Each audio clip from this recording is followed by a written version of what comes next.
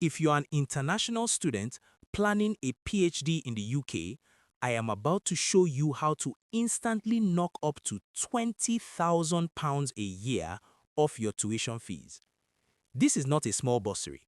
This is the Swansea University International Postgraduate Research Excellence Scholarship, or SUIPRS for short. Look at the screen. This scholarship is specifically designed to level the playing field. It covers the massive difference between international fees and UK home fees. You know that international PhD fees in the UK can be astronomical, sometimes hitting £25,000 a year for engineering or science topics. This scholarship slashes that down to the UK rate, which is currently just over £5,000 a year. You are saving tens of thousands of pounds over the 3 to 4 years of your doctorate. But listen to me very carefully. This is not automatic. You don't just click a button and get it. It is highly competitive, and there is a very specific hidden clause in the application instructions that most people miss. If you miss this clause, you will be rejected for funding immediately. Today, I am doing a deep dive masterclass, walking through every single mouse click, every document you need, how to find a supervisor before you apply, and exactly what to write in your personal statement to trigger this massive tuition reduction. Do not skip any part of this video, or you will miss the critical instruction that secures this funding. Let's get to work. Before we start the application, we need to be brutally honest about what this scholarship is and what it is not. I see too many students get excited and then disappointed because they didn't read the fine print right here on this page. Look at the funding section I am highlighting.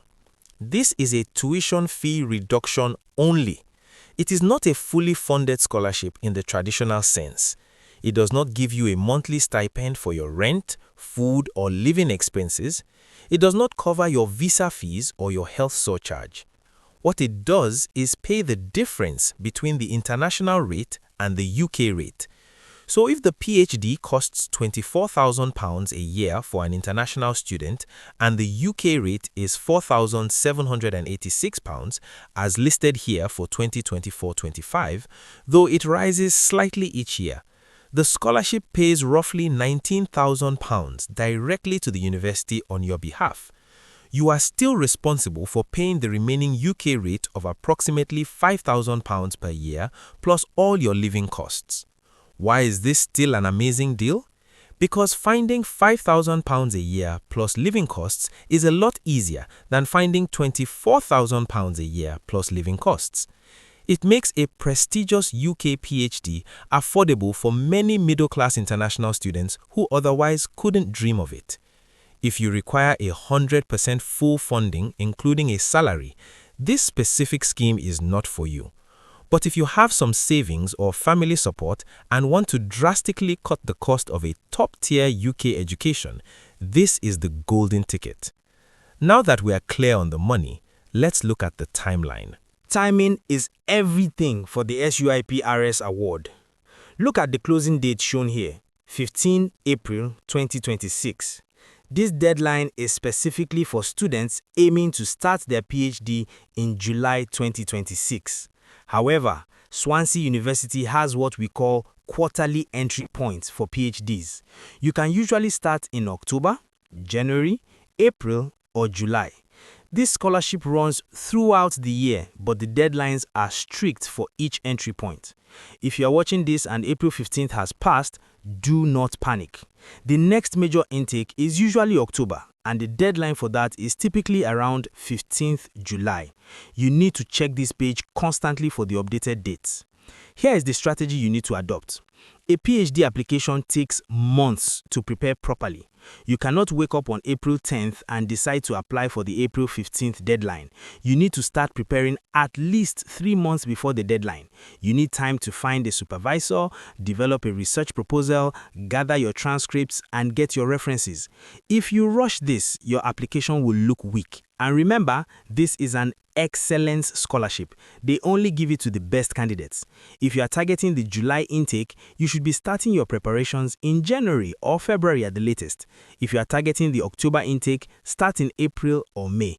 Mark these dates in your calendar right now. You miss the deadline, you miss the funding for that quarter.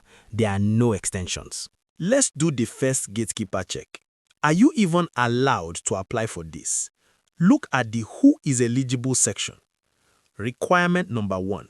You must be classified as an international student for fee purposes. If you are a UK citizen or if you have settled status in the UK that allows you to pay home fees, you are not eligible for this. This scholarship exists solely to bridge the gap for people who have to pay the higher overseas rate. The university will determine your fee status based on the information you provide in your main application, looking at your nationality and residency history. Requirement number 2. You must be applying for a PhD or professional doctorate. This is crucial. I get so many messages from master students asking about this. Look at the screen. It says Postgraduate Research. If you are applying for an MSc TOT program, an MA, or an MBA, this scholarship is not for you. You must be committing to a 3 to 4 year research degree. Requirement number 3. You must not be receiving full funding from another source. If you already won a full scholarship from your home government or a big organization like the Commonwealth Scholarship that pays all your tuition, you cannot double dip and get this too. This is for self-funded students who need a discount to make the degree viable. If you meet these 3 criteria, you passed the first gate. Now let's look at the academic requirements. Look at the name of the scholarship again. Excellence Scholarship. They are not handing this out to average students. This is competitive. To even be considered, you need to meet high academic thresholds. The official requirement listed here is typically a minimum of a 2-1 bachelor's degree, second class upper, or its international equivalent. However, let's be realistic. To win a competitive award like this, a 2-1 is the bare minimum floor. Ideally, you should have a first-class honors degree. Furthermore, most PhD applicants in the UK nowadays already hold a master's degree. While it might not always be explicitly stated as mandatory for every single subject, having a master's degree, preferably with a distinction or high merit, significantly boosts your chances. It proves you can handle postgraduate level research. But excellence goes beyond just grades. When they evaluate your application, they are looking for evidence of research potential. Have you published a paper from your master's thesis? Have you presented at a conference? Did you win any academic prizes during your undergraduate studies? Do you have relevant work experience in a research and development role? You need to gather all this evidence because later on, in the personal statement scene, I will show you how to weaponize these achievements to justify why you deserve this funding over someone else. If your grades are borderline, you need very strong supplementary evidence of research excellence. Just because you want to do a PhD doesn't mean your specific department has the budget for these scholarships. You must verify that your target faculty or school is participating in the SUIPRES scheme for this intake. We are looking at the additional information page here. You need to scroll down and find the list of eligible schools. You will see major faculties listed, such as the Faculty of Science and Engineering, the Faculty of Medicine, Health and Life Science, and the Faculty of Humanities and Social Sciences. Within these faculties, almost all PhD programs are eligible. For example, under Science and Engineering, this includes Mechanical Engineering, Civil Engineering, Computer Science, Mathematics, etc. Under Humanities, it covers everything from English literature to politics. However, you must always double-check this specific page before you apply. Sometimes, specific professional doctorates or highly specialized research programs might be excluded depending on the year's funding allocation. If your faculty is not on this list for the current year, do not apply for SUIPRES as you will be automatically rejected. Ensure your intended PhD program falls squarely under one of these participating umbrella faculties. We are using the Mechanical Engineering PhD page as an example here, but this applies to everyone. Before you can be unconditionally accepted and receive the scholarship, you must meet the English language requirements. Look at the Entry Requirements tab. For a standard PhD program at Swansea, the typical requirement is an IELTS score of 6.5 overall, with no single component, reading, writing, listening, speaking, below 6.0 plus, or sometimes 5.5 plus. Some arts or humanities subjects might require a higher score like 7.0 overall. You need to check your specific course page. Why am I mentioning this now? Because if you need to take an IELTS or TOEFL test, you need to book it immediately. Getting results can take weeks. There are exceptions. If you are from a majority English-speaking country as defined by the UK government, or if you recently completed a degree in a majority English-speaking country like the UK, USA, Australia, you might be exempt, but do not assume this. Always check the admissions policy. If you apply without proof of English proficiency, your offer will be conditional, and they will not confirm the scholarship until that condition is met. Get this sorted early so it doesn't hold up your funding letter. This is where 90% of applicants fail before they even begin.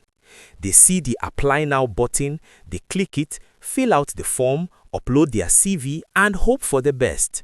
That is applying cold, and for a PhD, especially one requiring scholarship funding, it is a recipe for rejection. A PhD is a personal relationship between you and a supervisor for 3 to 4 years.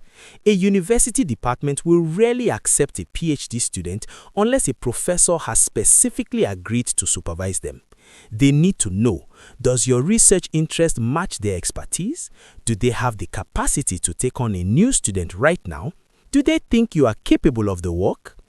Before you ever touch the official application form, you have a pre-application phase to complete. You must identify a potential supervisor and contact them. You need their tentative approval. If you can write in your application, I have discussed my proposal with Professor X and they are willing to supervise me, your chances of acceptance and winning the SUIPRES scholarship skyrocket. It shows initiative, it shows research fit, and it gives the admissions team confidence. Do not skip this step. So, how do you find this elusive supervisor? You need to become a digital detective. We are looking at the staff profiles for the School of Engineering. Every department at Swansea has a page like this. You need to go through this list properly. Do not just look at job titles. You need to click on their profiles. Look at Dr. Smith here. Click his name, read his biography. What are his specific research interests? Does he work in fluid dynamics, thermodynamics, or material science? Crucially, look at his publications tab. Read the abstracts of his last 5 or 6 papers. What is he actively researching right now? You are looking for a strong alignment between what you want to do and what they are already doing. Create a shortlist of 3 to 5 academics whose work genuinely excites you. Do not just pick the head of department because they are senior. They are often too busy to take new students. Pick active researchers whose interests match yours. This research is vital because you will use it to customize the email you are about to send them. Now you have your target list. You need to send the cold email. This is the most important email of your career so far.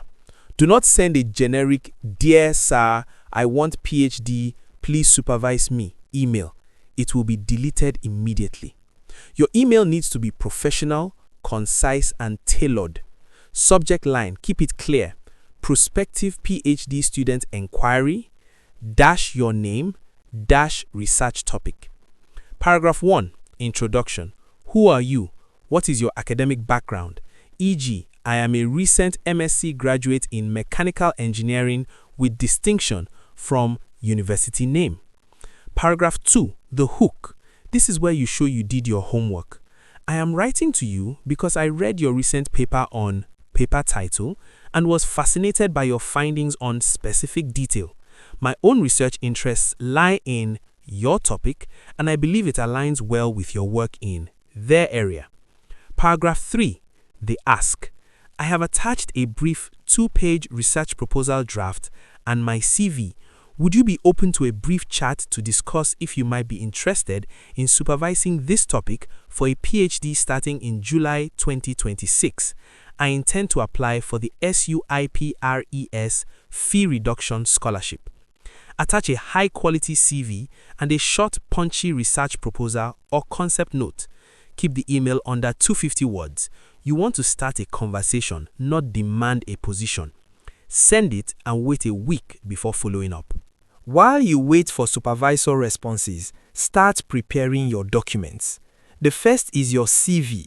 This is not a job application CV. It is an academic CV. The focus needs to shift entirely. Move your education to the top. Detail your degree modules that are relevant to the PhD. If your final year project or master's dissertation got a high grade, list the title and a brief summary of what you achieved. Create a section called Research Experience. Even if it was just your university projects, frame them professionally. What methodologies did you use? What software did you master? Example, MATLAB, Python, ANSYS. Crucially, add a section for publications and conferences if you have any. Even if it was a poster presentation at a student symposium, list it. It shows you understand the academic world. Finally, add academic referees at the bottom with their titles and contact details. Keep it clean, scholarly, and focused on evidence of research capability. Your transcript and certificates need to be immaculate. You need high-quality color scans of your original bachelor's and master's degree certificates. More importantly, you need full official transcripts. These must show every single module you took and the grade you received for each one year by year. It must also clearly show the final classification of your degree, CGPA of 3.8 over 4.0. If your transcripts are not in English, you must provide the original language version plus a certified official English translation. Do not translate it yourself. It must be done by a recognized translator or the university itself. If you have not yet completed your current degree, you need to upload interim transcripts showing your grades so far. The university will use these to make a conditional offer pending your final results. Get these scans organized in clear PDF format right now. The research proposal is often the biggest hurdle. There are two scenarios here. Scenario A, you are applying for a specific predefined PhD project. Sometimes, supervisors advertise a specific topic they want someone to work on. In this case, you might not need a full new proposal, but a statement explaining how you would approach their project. Scenario B, you are proposing your own topic. This is more common. You need a 1,500 to 2,000 word document outlining exactly what you want to research. It needs a clear title, a literature review that identifies a gap in current knowledge, specific research questions or hypotheses, a detailed methodology section explaining how you will answer those questions, and a timeline. This document needs to convince experts that your project is viable, novel, and worthy of a PhD. This is why having a supervisor review a draft beforehand is so critical. If a supervisor helps you refine this, your application is already halfway to success. Do not skimp on this document. You will need 2 referees.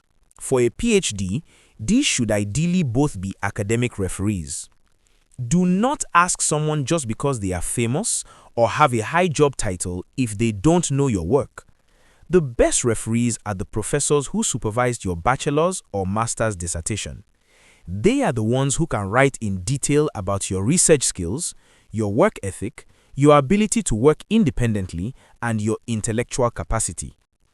A generic "he was a good student in my class" reference is useless for PhD funding. You need them to write a strong, detailed letter supporting your potential as a researcher. Contact them early. at least a month before the deadline. Send them your CV and your research proposal draft so they have ammunition to write a good letter. If you have been out of university for a long time, you can use one professional referee if your job involved research-like activities, but at least one must be academic. This is it. This is the scene that saves you £20,000 a year. Pay attention. There is no separate application form for the SUIPRES scholarship. You don't download the separate PDF. You don't go to a different portal. You apply for the funding inside your main PhD admission application. But how do they know you want the scholarship? You have to tell them using a specific trigger phrase in your personal statement. Look at the text I have highlighted on the screen. The instructions explicitly state that within your personal statement, you must include this exact sentence: I wish to be considered for the SUIPRES scholarship. If you write the best personal statement in the world but forget to include that specific sentence, they will not assess you for the funding. It's that simple. Furthermore, your personal statement needs to justify the excellence part of the award name. Don't just talk about your passion, talk about your achievements. I should be considered for the SUIPRES scholarship because I graduated top of my class, because I published a paper in Journal X, because my proposed research on Y will have significant impact. You must sell yourself aggressively as an elite candidate. Put the trigger sentence near the start and then spend the rest of the statement proving why you deserve it. Okay, you have your supervisor's agreement in principle, your documents are scanned, and your personal statement has the magic sentence. It's time to apply. Go to your specific course page. In this example, PhD Mechanical Engineering. Find the Apply Now button. It's usually prominently displayed. Clicking this will take you away from the main website to the official admissions portal, often called the Learner Gateway. If you have applied before, log in. If not, you need to click New User or Create Account. Use a personal email address like Gmail that you check every single day. Do not use a university or work email address that you might lose access to in a few months. This portal is where you will track everything, so set a strong password and don't forget it. Once logged in, start a new postgraduate application. The first few sections are straightforward data entry. Personal details. Ensure your name exactly matches your passport. Any discrepancy here will cause massive headaches for your visa later. Course selection. Be very careful here. Ensure you select the correct course title, that is, Doctor of Philosophy in Mechanical Engineering. Crucially, ensure you select the correct start date. Remember, for the April 15 scholarship deadline, you must be selecting the July 2026 entry point. If you select October by mistake, your scholarship application for this round might be invalid. Mode of study, select full-time. Part-time international students usually have different visa rules and may not be eligible for the same funding. You will eventually reach a section asking about finance or funding. This is a trap for many applicants.